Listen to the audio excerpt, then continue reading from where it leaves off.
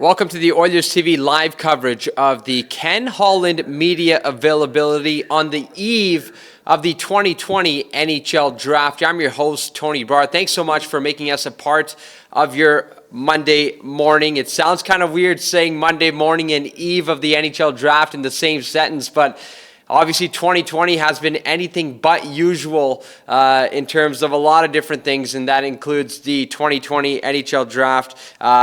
The draft, just so everyone is aware, the draft will begin on Tuesday at 5 p.m. Mountain.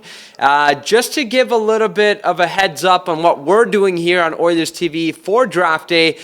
So as you heard, it's 5 p.m. start on Sportsnet at approximately 6:15 p.m. The Oilers will be heading up to the podium and making their pick at 14th overall should they keep their pick. I know there's been a lot of discussions from Jack Michaels and Sam Cosentino over the last couple of days, maybe suggesting that the 14th overall pick may become a currency pick, as the Oilers may not be drafting until the 5th round if they choose to defer the 2020 third round pick. Obviously, that was involved in the James Neal and Milan Lucic trade over last summer. So 6:15, the Oilers will make their pick. In about 10 minutes time after that, we'll be going live right here on Oilers TV, so be sure to tune in as we will cover the live media availability for whoever said pick is. And then afterwards, at about 8:05, we will be going live once again as soon as the conclusion of the first round. Hop on here on EdmontonOilers.com and Oilers TV, and we'll have a live media scrum with Oilers General Manager and President of Hockey Operations, Ken Holland. Now, if you tuned in on EdmontonOilers.com over the last few days, you've had a lot of different content. We had the panel come out on Saturday where Jack Michaels and Bob Stauffer discussed a variety of topics, not only just a pre-draft panel, but it was also an all-encompassing look at the discussions that Ken Holland, who we will be hearing from, the number of discussions he's been involved in leading up to the draft as well. So just a couple of keynotes from Saturday's panel. We talked about Jesse Puljujärvi. Now, there are discussions that are suggesting that Ken Holland and Jesse Puljujärvi's camp have started to begin talks on a potential return to Edmonton. Obviously, Puljujärvi, the 4th overall selection back in 2016. Also, Ryan Nugent-Hopkins. There are reports, according to Sportsnet and TSN, saying that the camp, Vallette, his agent, has began discussions on Ryan Nugent-Hopkins' potential contract extension, even though he has 1 year remaining on his deal. So that's just something to keep an eye out for the longest tenured Oiler on the roster. And also, there were several reports suggesting that there's potentially Oscar Klefbom weighing surgery, which may make him miss a large portion, if not all, of next season, or if he might go into rehab. And Jack and Bob discussed that on the panel on Saturday. So if you haven't seen the panel, be sure to watch that before our interview with Sam Cosentino, which was a great interview. He's the draft guru, as we call him at Oilers TV. Sorry, I just started seeing Ken Holland. Looks like he's almost ready to go. So, looks like Ken Holland is ready to go. Thank you to my producer, Ryan Hertzu, for letting me know. Let's jump to the Oilers War Room, the Oilers Hall of Fame room right now with Ken Holland. Jason Gregor, as soon as your microphone's active, you can go ahead. Hey, Ken, how you doing? Good, you, Jason? Good. Ken, I've been crunching numbers on the draft and looking at success rate in the 90s compared to the last 6 years. Like, teams overall are hitting close to 80% on first-round picks playing at least 200 games. What do you feel has changed in scouting that has allowed teams to be more accurate on projecting first-round picks recently compared to the late 90s and even early 2000s?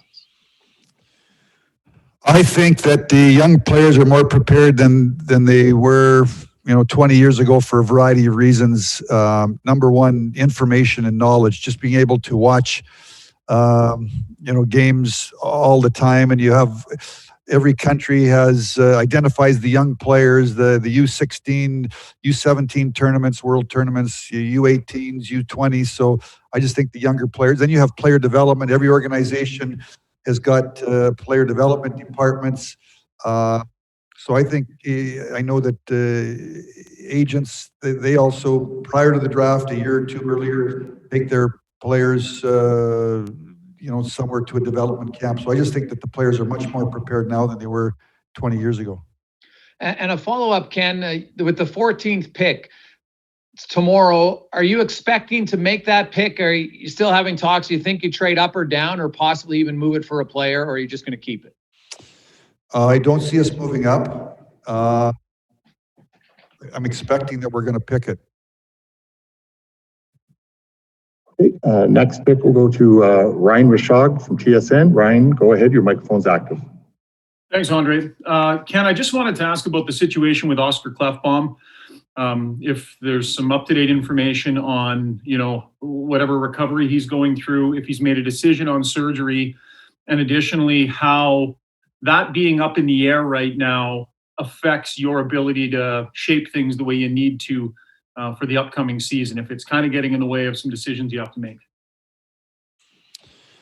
Ryan, there's no real update other than I know that a couple people talked to JP Barry, his agent, last week, I think. I've been in communication with JP over the last, really since we come out of the bubble, I guess. He played last year really with an aggravated shoulder. I think he's, waiting to see if his shoulder is going to get to the point where he doesn't need surgery. There's some unknown. I'm certainly waiting to hear on what decision he makes. Does it impact our decision making heading into this week? A little bit, but I would say to you, based upon the information I've got, I'm sort of leaning towards that we either won't have him or we won't have him to start with. So we'll see. Just to follow up, it goes without saying he's a very important player on your team. How much do you feel you're going to need to potentially backfill if he's not available? And is that difficult to do when you're not sure if there'll be a point or not when he's back during the year? Well, Ryan, I think in the short term, obviously it's a big loss. You're talking about our number one defenseman, runs the power play, on the first pair, plays against the other team's best players, plays 22 to 24 minutes a night. It's hard to replace those types of people. So, on the long term, we've got a lot of young defensemen. I think over the next couple of years, Bouchard, Samarukov's playing really well in the KHL with CSKA, Goldberg, the development there, Jones. We've got some young defensemen on the long term. On the short term, heading into 2021, obviously it's a massive. It would be a big loss not to have Clef on our team. Certainly we've got some veteran guys there, on left defense, Darnell Nurse, Chris Russell, the development of Caleb Jones. So, I'll explore free agency on the weekend. I'll be talking to JP Barry here over the next 2 or 3 days. And ultimately we'll make some decisions on how we're going to proceed on Friday in the next couple of days. Next question to Reed Wilkins from CHED. Reed, as soon as your microphone's active, you can go ahead. Yeah, thanks, Andre. Hi, Ken. Thanks for doing this. I'll ask a couple of questions here. Just a little bit of a follow-up on Klefbom as well. With this being sort of, it seems like an ongoing thing, and you use the word aggravated for him, how he played last season. Right after the season ended in August, was there discussion about something being done or potential surgery? I'm just wondering about, sort of the timing and how things have been considered along the way. I think, Reed, I don't think it's that simple. I know where you're going. The question is, if he needs it, why doesn't he have surgery and get it? Why wait 2 months and you've lost 2 months? And if it was that easy, it would be we would make those decisions, or he would make those decisions. It's not that easy. I think it's not. I don't know if he plays with some pain. and he needs to determine, obviously in February, we shut him down for, I think he missed 9 games.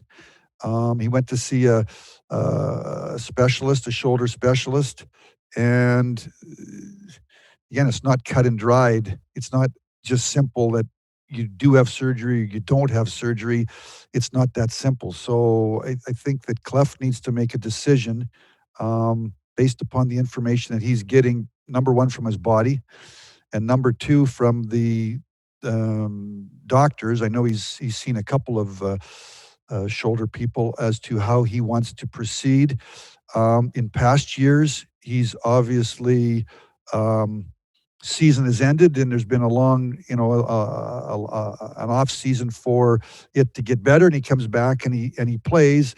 But as he goes forward each year, you're getting the body's another year older. Your body's beat up or battered up a little bit more. So I think that he has to decide how he wants to proceed. And again, I certainly, from the club's perspective, from the team's perspective, would you like to have an answer? Yeah, but I also think I got to respect that this is number one, he's an important player on the team, but he's also a person that has to make a decision that is going to be very important to him going forward in his life. So I have to respect that. Thanks for that. And my other question would be, when you look at that 14th pick, is there a skill set or a personality characteristic, or even a position that you're going to prioritize there? I guess I would say to you, based upon, if you had to handicap it today, I don't see us drafting a defenseman, given all the defensemen that we've got. But if we've got somebody, we've got our list. Tyler Wright's been here since last Wednesday, our chief scout. Bob Green, they've been at it every day with Justin Mahi on analytics and looking at tape and going over their lists, and had Zoom calls with our scouts. They're going to have their, ranking 1 to 14. If we got a defenseman high on our list and he slides to 14, then we'll make that decision as we start getting to 11 and 12. We're having those conversations yesterday and today and tomorrow morning. But I would see us drafting, I would see us not drafting a defenseman if you handicapped it. What are we looking for? I think, you obviously when you're picking 14, you're looking for some upside potential. Where do you think that they can cap out? Skating, hockey sense, competitiveness. If you're, what do they bring? Can they score? Do they check? Can they center, playmaking, center iceman? But compete, skate. I don't think. You look at Tampa Bay. My idea in team building is you like to, on the back end, you'd like to have some size, but out of 7 defensemen, you can have a couple of what you would call undersized defensemen, but you do need some length on the back end. There's situations during a season, matchups, penalty killing, protecting a 1-goal lead in a game where the more length, the size to box out, it's important in winning, but certainly you need some undersized defensemen that can transport the puck and zip the puck up. And I think up front, it's about you need some size, but I don't think you need to have 14 forwards that are all big. You want competitive people. You need lots of different dimensions when you build a hockey team. Next question to Steve Wino. Steve, as soon as your microphone is active, you can go ahead. Go ahead. Thanks, Andre. Hey, Ken. I'm curious, what's the chatter like around GMs right now? Is there a lot of trade talk, and kind of what do you expect that to kind of develop into the next few days, given the flat cap? Well, personally, 30 teams. I can't tell you I've talked to 30, but I've probably talked to 25 out of the 30 teams in your own division that you're in the same spot. You're competing. You touch base, but for the most part, it's usually not a fit. What's the chatter like? I think, there's lots of chatter, lots of talk.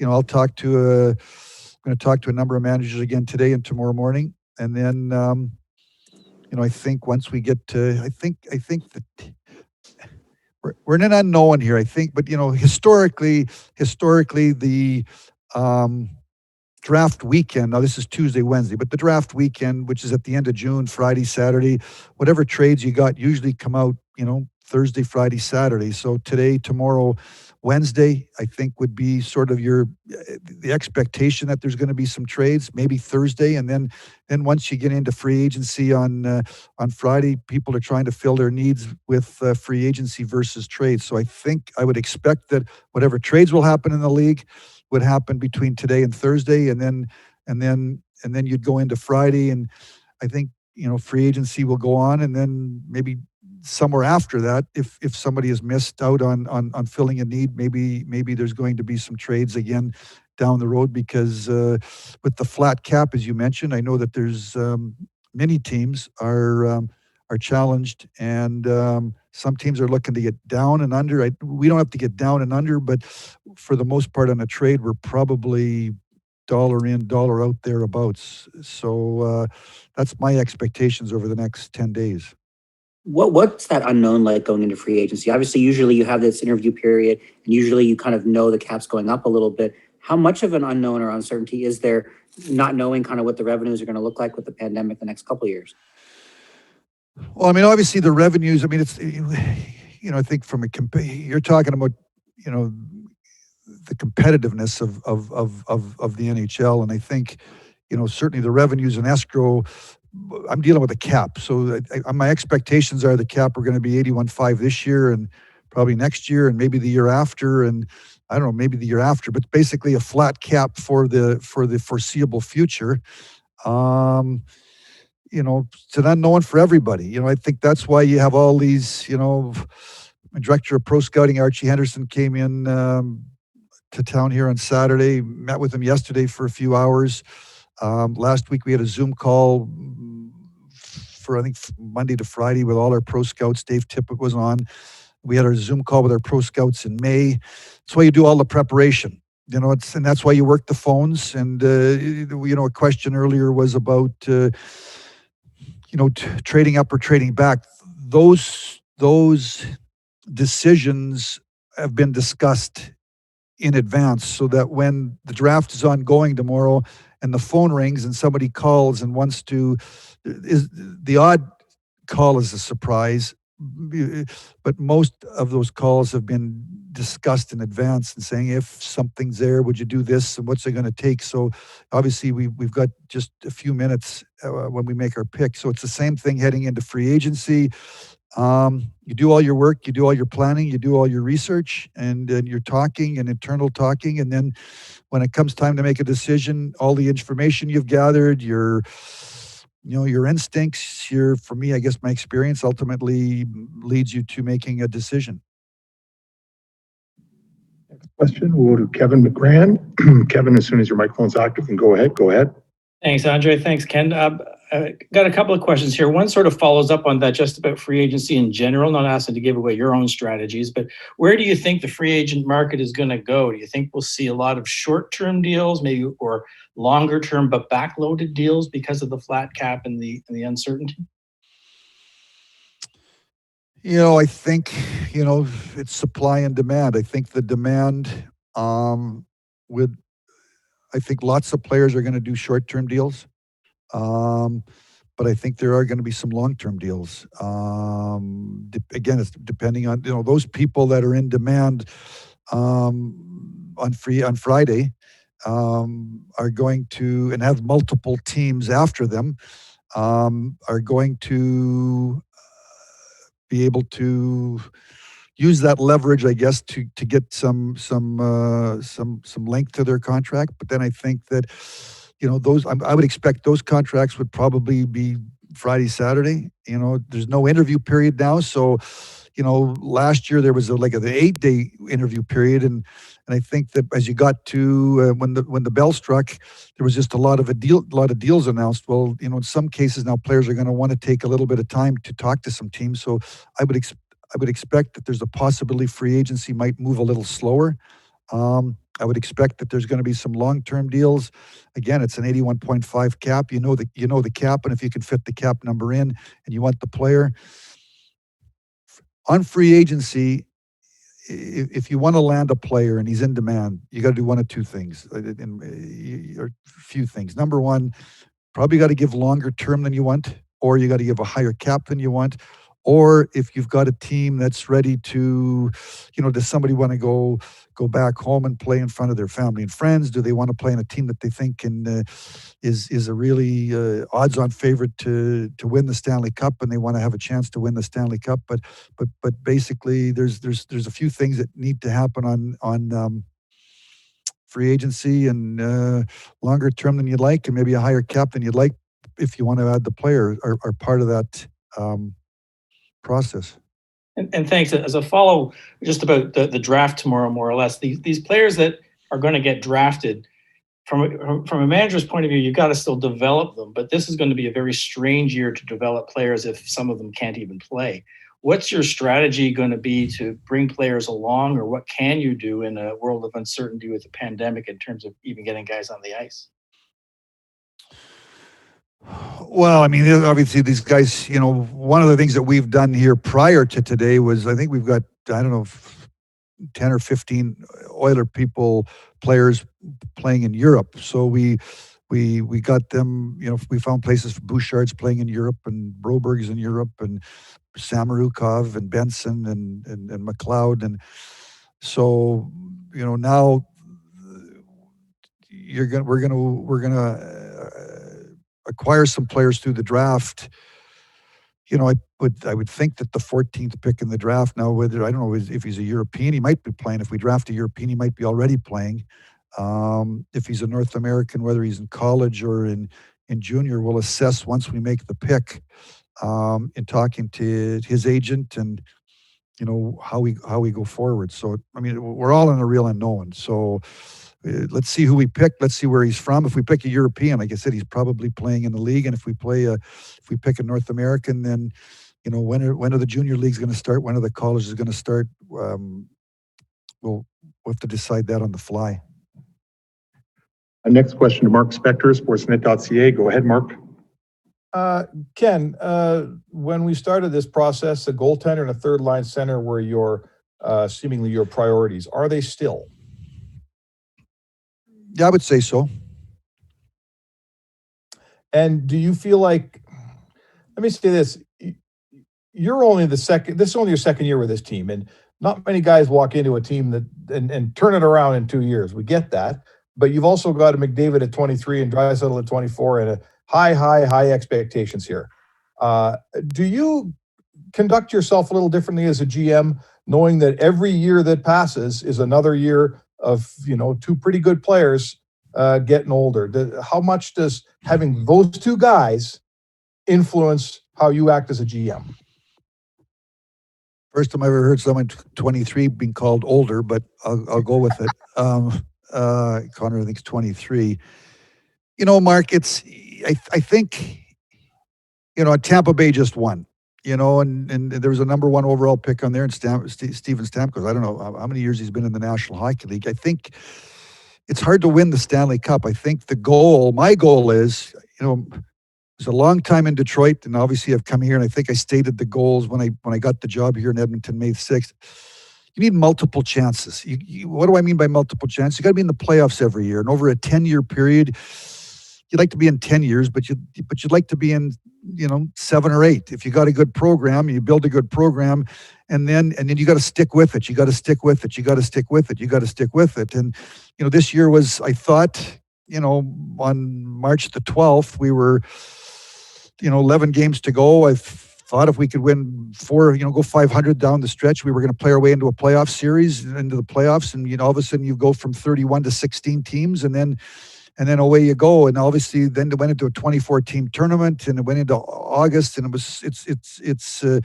and there's so the goal for 2021 is to build a team that we think is good enough on opening day if everything goes good, and you got some things don't go good, but you got enough depth built in that you can play your way into a playoffs. And I thought, the Chicago series, some of these players here played in the Anaheim series in San Jose 3 years ago, and then they missed for a couple. But you want to be in the playoffs every year. So we're going to try to make some moves to make. You can't guarantee anything. Last year, a year ago, the two teams that were number one seed in the West and number one seed in the East. In the first round of the playoffs combined, they won one playoff game. It was Calgary and Tampa Bay, and they're out. So there are no guarantees. You can't build a team that you just know is going to win the Stanley Cup. You got to play your way into the tournament, and you got to stick with it. And you got to learn from your experiences, and then you make tweaks to your team. And we're going to try to make some tweaks here over the next during this off season. And some of the tweaks, some of the development has to be internal. It's got to be some young people that grow on your team, that come through the system, make your team. That was Yamamoto last year, and Bear, and Caleb Jones is in there. And can we have one or two of these kids, young players, start to push their way onto our team? And then where do Bear and Jones and Yamamoto go, along with whatever trades or free agent signings we do, and keep trying to build the program and stick with it. So I don't look at it like, obviously we got to win the Stanley Cup in 2021. We got to get in the tournament. We got to play our way over an 82 game schedule, or however long the schedule is. We got to play our way into the Stanley Cup playoffs, and then you try to win that series. And every time you win a series, it gets harder and harder and harder, because you're going from 16 to 8 to 4 to 2. So certainly I understand.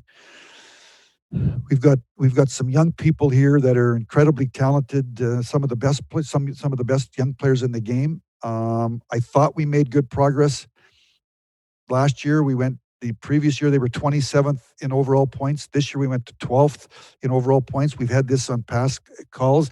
Now, you want to hang on to 12th. We don't want to fall backwards.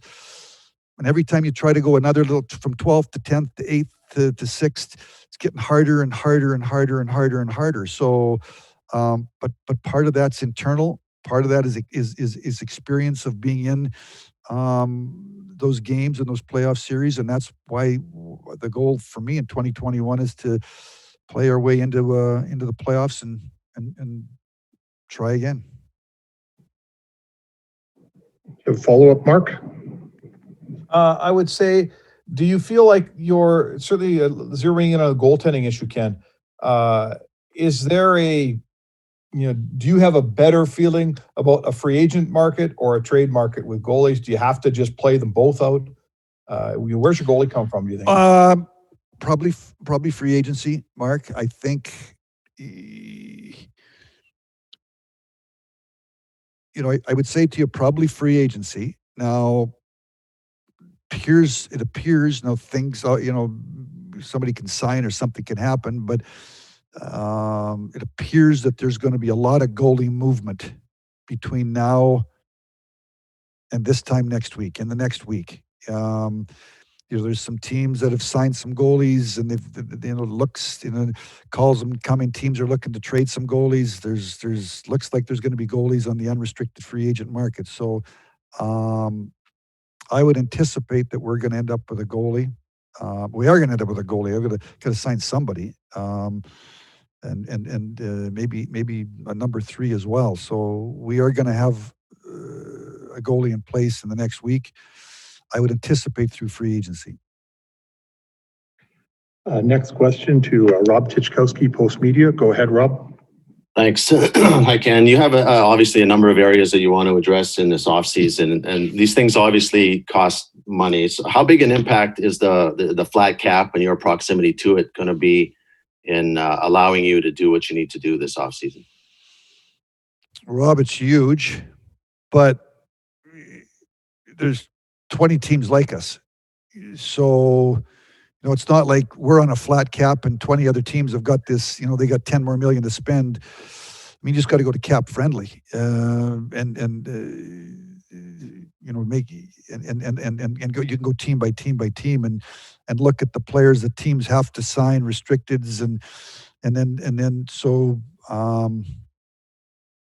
it's going to have a huge impact, but it's going to have a huge impact on many teams that we're competing against. Some teams, and then you got to, some teams might have not a cap. Maybe I don't. They might have a budget. Some teams might be in a situation where it's not a cap, it's not a budget, but they want to rebuild and they want to go in a certain. They want to make some decisions. So I think that we're tight, but there's lots of teams like us.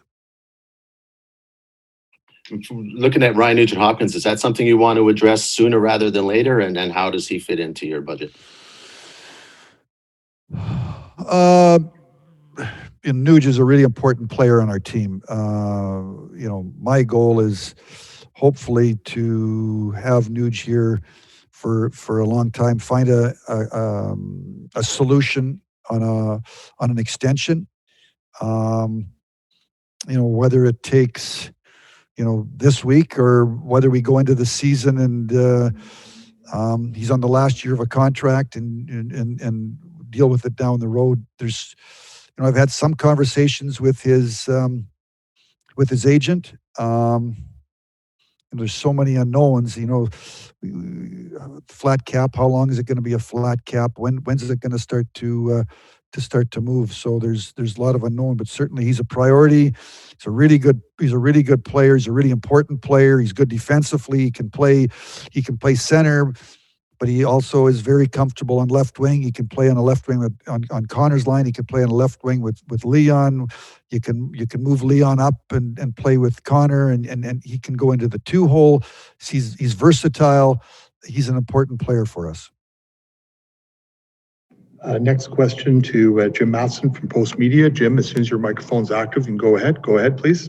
Ken, a couple of questions. What are you going to do with Athanasio and Matt Benning? Are you qualifying both? I know what I'm doing. Obviously, we got till Wednesday. I've talked to both of their agents, so we'll see. But I know what I'm doing.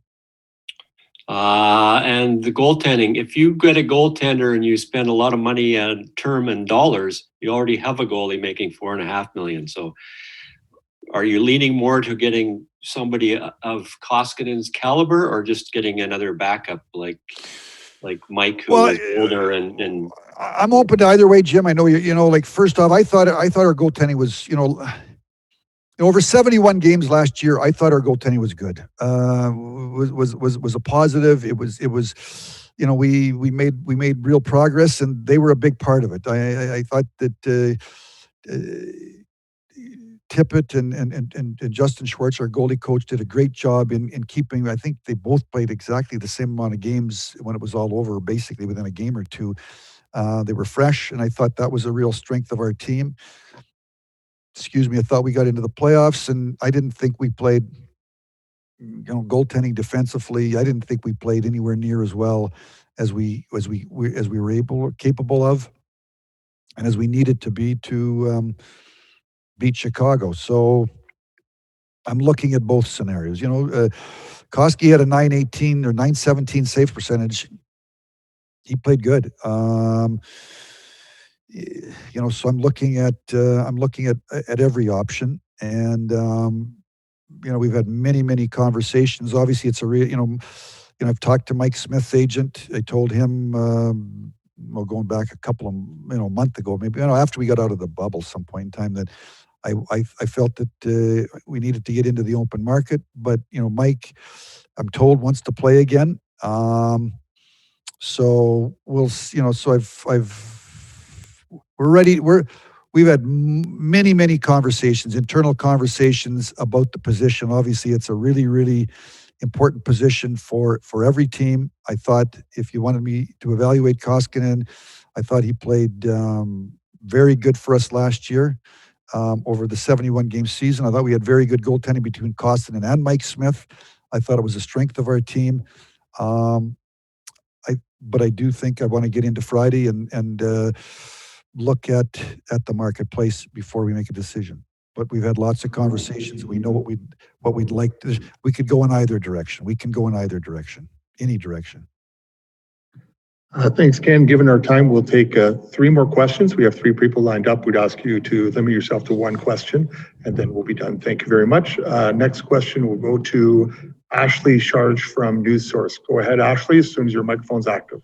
Hi, Ken. Ken, how different is this draft going to be, considering you're in Edmonton instead of being at the rink, where you'll be able to go over and talk to a GM? How different is this from you for all the years you've been at drafts?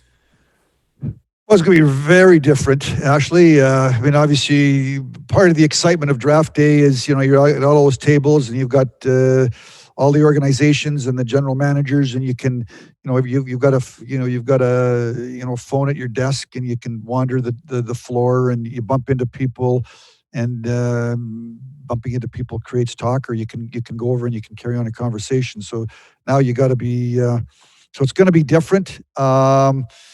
Obviously, I know the NHL is going to do everything they can to try to make the day as special as they can for the young players that are going to be selected. It's a great day. The players have been, and their families have been thinking about this day for, probably a number of years, as they've, gone through bantam drafts and midgets and played junior hockey and college hockey and played in Europe. So hopefully we can make this a special day for the young players and their families. And, but certainly it's going to be much different not being having everybody in one location. Next question to Adam Cook. Adam, as soon as your microphone's active, you should ask your question. Go ahead. Hi, Ken. You had reportedly expressed some optimism on the Jesse Yarvey front there a few days ago. I wonder if anything has changed on his situation. What can you tell us about that? Basically, last week, we had a Zoom call, Dave Tippett and myself, with his agent Marcus Leto and Jesse. We had a Zoom call with them in July, before we went into, when we were in phase 3 here in training camp. And then, I've had a number of conversations with his agent Marcus Leto through, July and in August, and then it went, and then we lost out, and then we picked up our conversation about early September. Marcus and I have had a number of conversations. Again, a Zoom call late last week. We're going to talk here, planned today to talk today or tomorrow. So we'll see. I mean, what goes on in the Zoom calls? It's basically Dave Tippett and I walking Jesse and Marcus through where we see him on our team. Obviously, it's a new manager, it's a new coach, it's a new opportunity, and part of it, I guess, would be, what you'd call relationship building. Obviously, he made a decision a year ago that he, for whatever reason, for his reasons, he didn't want to sign with the Oilers for 1920, and I think last year was a good year for him. He played in the Finnish league. He was in the top 5 in scoring. He played on the national team.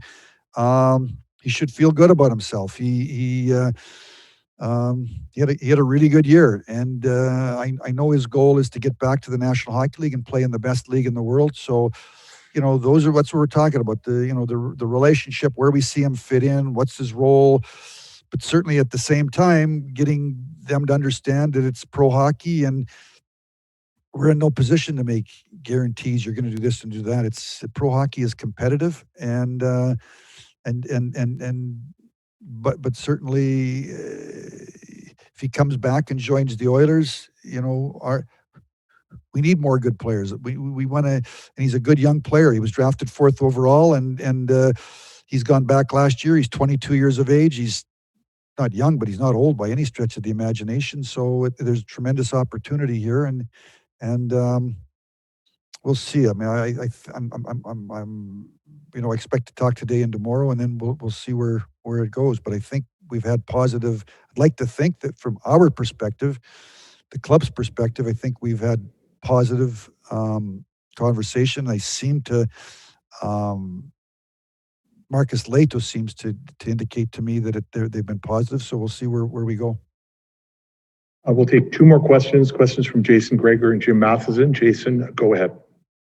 Ken, do you expect to keep your 3rd round pick from that Neil trade? And then conversely, were you ever serious on the Oliver Ekman-Larsson rumors that were out there that you guys were heavily involved in that? The pick, Jason, the third round pick for Lucic, we have until the start of the third round to make a decision. So I would say to you today, we're probably looking at using the pick.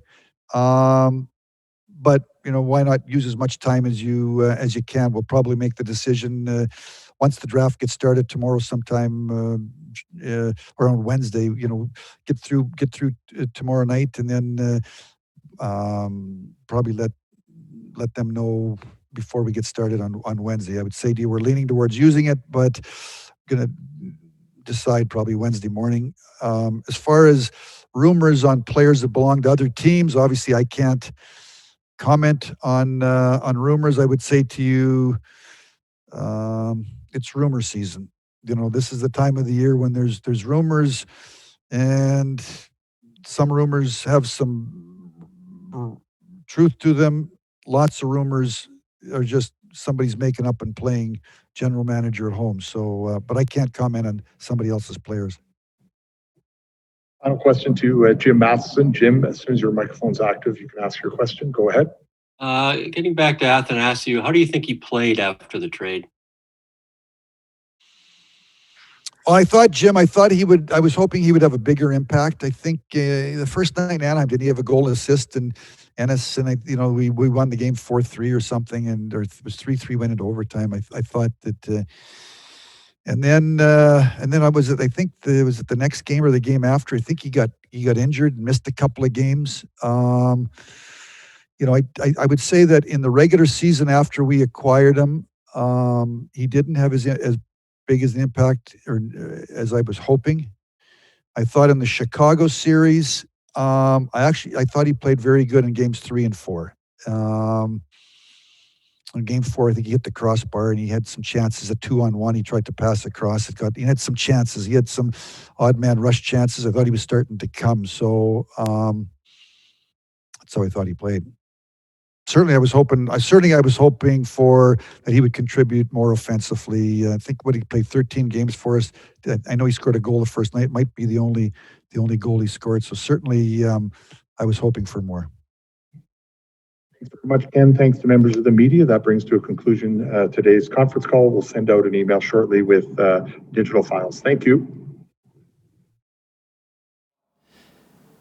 And there was Oilers general manager and president of hockey operations, Ken Holland. A lot of different topics he touched up on, but I'll try to highlight the best that I can. Very early on in the media availability, he said, "I don't expect to trade up. I expect us to pick at 14. I know Jack Michaels in the panel and our conversation with Sam Cosentino on Sunday suggested that the Oilers may look at this as a currency pick to make up for some picks, especially if they choose to defer that third rounder, which was included in the James Neal and Milan Lucic trade. But Ken Holland maybe tipping his hat a little bit and saying that I expect us to make that third round pick this year and potentially give up the third rounder in 2021. So if the Oilers do elect to keep that third round pick, they will select in round 1, that being 14th overall, round 3, round 5, 6, and 7. Remember that fourth round selection was traded as part of that Mike Green trade at the trade deadline, also including Kyle Brodziak.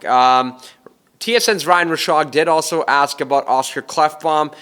Wasn't really much of an answer because it's really a wait-and-see decision for Ken Holland, the Oilers brass, and the player himself, Oscar Klefbom. He's just going to see how it feels as time progresses and then come up with an answer whether he will require surgery or not for the injury that he has. Another topic that we mentioned before heading into the media availability with Ken Holland was Jesse Puljujärvi. Holland saying that he will coordinate a Zoom call with Tippett, Puljujärvi's agent, and Jesse Puljujärvi either today or tomorrow. So that's just something to keep an eye on. Puljujärvi is a restricted free agent. And just a quick note on Puljujärvi, the Finnish league out in Karpat, Puljujärvi has already played 2 games with them. He scored 1 goal already this season.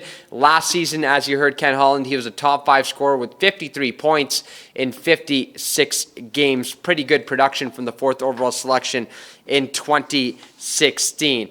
A couple of other topics. Holland mentioned the flat cap. So for all you armchair GMs who hop on Cap Friendly or hop on any other trade generating sites and try to maybe work out a trade, he said it's most likely going to be dollar in, dollar out. Obviously, the cap remaining as a flat cap at 81.5. He mentioned that plenty of times as well. In terms of trades, Holland said he's talking to about 25 of 30 other teams. So if you want to know how busy it is being a general manager, that should give you a clue. And he says he expects a lot of trades, not necessarily the Oilers, but as the league as a whole, either today, tomorrow, Wednesday, and Thursday, of course, leading up to free agency, which begins on Friday, 10 a.m. if I'm not mistaken. But 10 a.m. Friday is the time you should circle on your calendars. And I myself am pretty curious to see how active of a day one of free agency it will be. I don't believe there's a grace period for NHL teams to begin their conversations with potential UFAs before, I almost said July 1st. Usually it's on July 1st, but before Friday. I think this year we might not see a flurry of action as we have in years past right at noon Eastern. Mark Spector from Sportsnet asking if a goaltender and a third-line center is still the priority for Ken Holland, and he simply said, yes, it is. And then he said he's probably going to address that goaltending role through free agency and not through trade. Of course, there's a lot of great free agents out there. There's abundance of them. I actually had to bring up some of them. According to NHL.com, Craig Anderson, who was recently bought out from the Ottawa Senators, Corey Crawford, Thomas Greiss, Braden Holtby, Jimmy Howard, Anton Hudobin, who's on a spectacular run with a 2.22 goals against average and a 930 save percentage during the qualifying and the playoff run that he had in Dallas. He was a remarkable story there. Henrik Lundqvist, of course, was bought out by the New York Rangers just a few days ago. Jakob Markstrom, of course, I think a lot of the league is eyeing what's happening in Vancouver. And Markstrom, of course, Thatcher Demko played spectacularly for his few games that he suited up for the Vancouver Canucks in the return to play playoffs. Mike Smith, former Edmonton Oiler, also a pending UFA, and Cam Talbot, former Oiler. So a lot of goaltending options through free agency.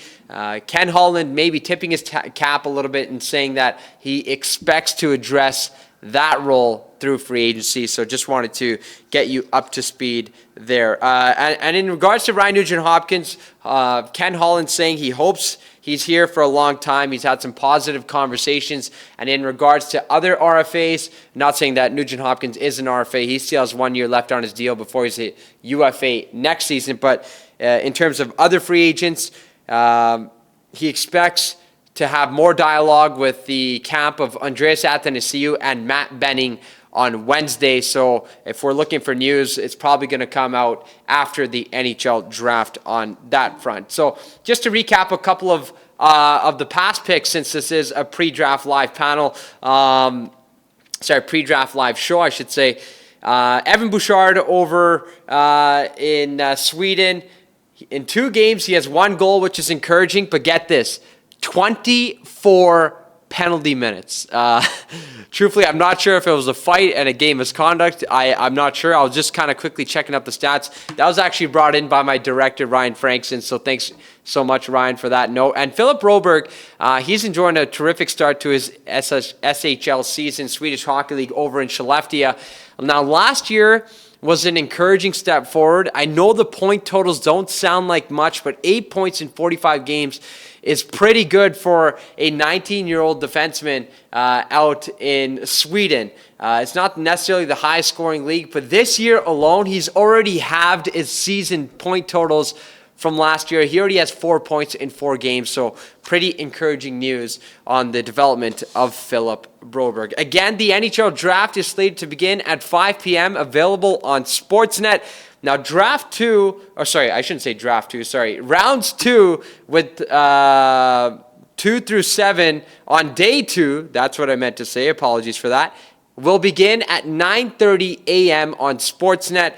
We're expected to have Oilers Director of Scouting, Tyler Wright, available right here on a live show at 1 p.m., so be sure to stay tuned on that. I think that's going to wrap up today's availability with General Manager and President of Hockey Operations, Ken Holland. Be sure to keep it locked in on EdmontonOilers.com and Oilers TV for all of your draft coverage. Stay safe, everybody.